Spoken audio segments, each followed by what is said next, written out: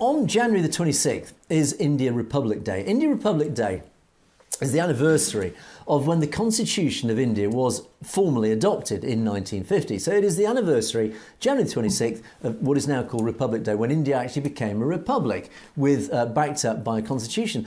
But a constitution that was not signed, endorsed, supported, validated or whatever by the Sikh community. It was steamrolled through by the Brahmin the Brahmin caste of India, who were effectively handed control by the British. It was the British ruling elite, the British Empire, who handed India over to the Brahmin ruling elite of India, who then wrote a constitution, and do watch my podcast about the constitution to understand the evidence and see the evidence to support this.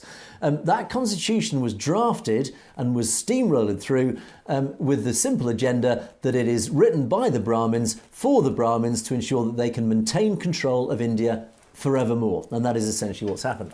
So this is why the Sikh community, who understood pretty rapidly after 1947 and then subsequently after 1950 what had happened, the huge betrayal that they had suffered under all the promises that they'd been given by the Brahmins, by Nehru, by Gandhi, all these people who utterly betrayed them as a community.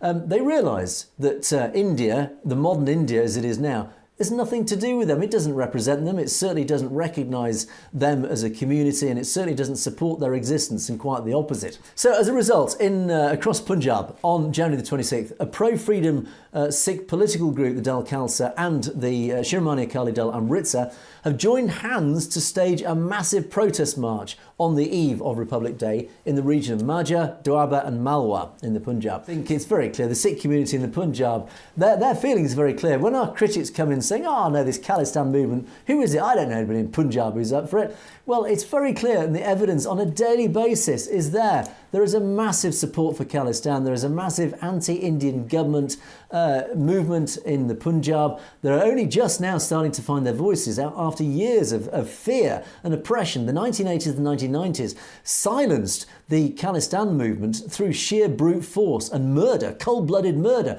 People were too afraid after that, after the might of the Indian state sending in troops and the police, armed police and troops, to murder in cold blood anybody who dared stand up for Khalistan. So understandably, it went quiet.